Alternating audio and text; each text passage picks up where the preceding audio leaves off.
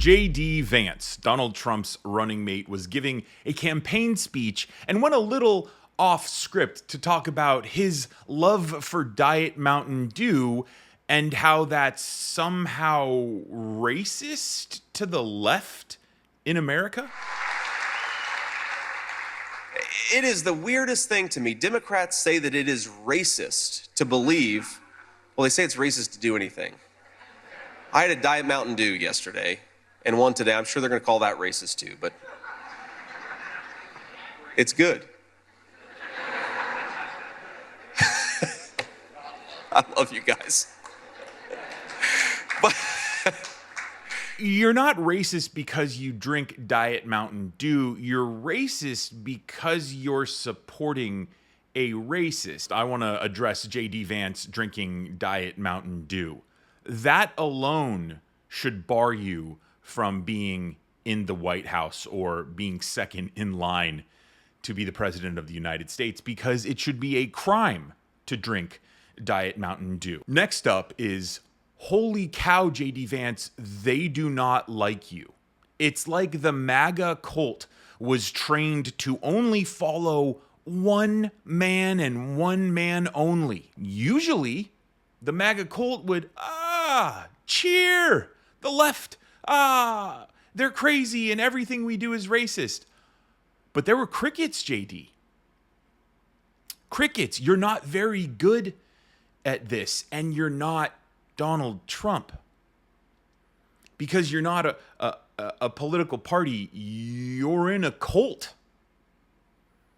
And you're going to have a really hard time trying to energize that base because, A, JD Vance, you've already called him America's next Hitler. You've called him an opioid. You've said a number of things that make this, him choosing you as his running mate, just incredibly awkward. But that's because Donald Trump has attacked everyone, and everyone has said in one way or the other, that guy is crazy.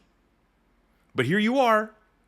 Here you are. I can feel the MAGA cult kind of watching JD Vance, preparing the gallows for him for when Donald Trump loses to Kamala in November, because he is going to be the fall guy.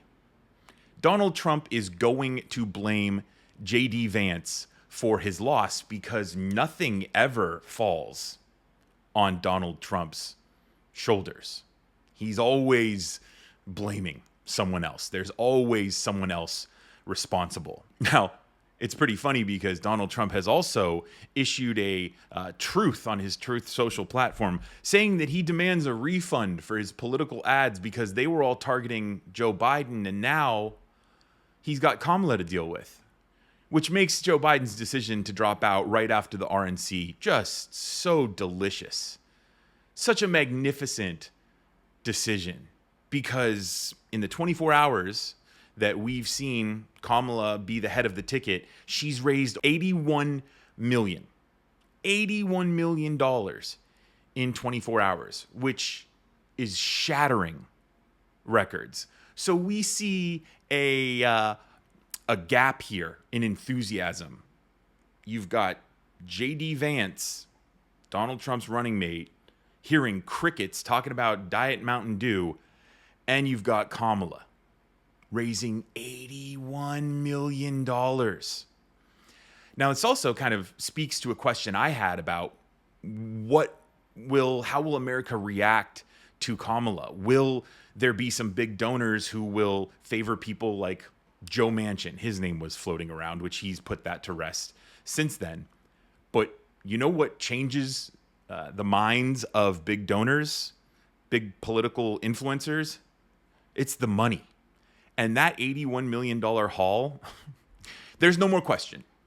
There is no more question of who is the perfect candidate to beat Donald Trump in November. I mean, let's look at Kamala just as a person. She's a woman. Republicans have made it their attack line to strip women of their reproductive freedoms. Donald Trump's racism. Kamala is a minority. She's also a prosecutor, which I've talked about in other videos, how Donald Trump has been getting his ass whooped by prosecutors. And we also haven't gotten to the DNC. We also haven't heard who Kamala's running mate will be. All of this enthusiasm is just her. And so we've got the DNC starting on the 19th, which is going to be huge. It is going to be a massive party, a celebration of Kamala Harris and of the progressive agenda moving forward. And she's going to have a test when she announces her running mate. Much like Donald Trump botching nearly everything the guy touches, he botched the running mate selection. JD Vance is clearly a loser who is not going to bring energy to that ticket. Kamala Harris, on the other hand, has a huge pool of Democratic leaders who are all people fighting for the American people and not the corporate shills like JD Vance. So the chances are that Kamala Harris is going to hit the bullseye when she chooses a VP, and it's going to bring even more energy to a ticket that is already one of the most energetic tickets in American history. So the party has just begun. The world of politics is amazing right now. You had the RNC for days. It looked like maybe Trump was getting some momentum, the assassination attempt. And then, boom, just like that, the entire script is flipped, the momentum stops, and you've got moments like this where JD Vance is begging, essentially, please respond to my speeches. And the mega cult is just in a daze. Meanwhile, the Democratic Party is pushing forward a candidate who is bringing an enormous amount of momentum to the election. Those are my thoughts on JD Vance's weird speech, and also Kamala Harris and where we are.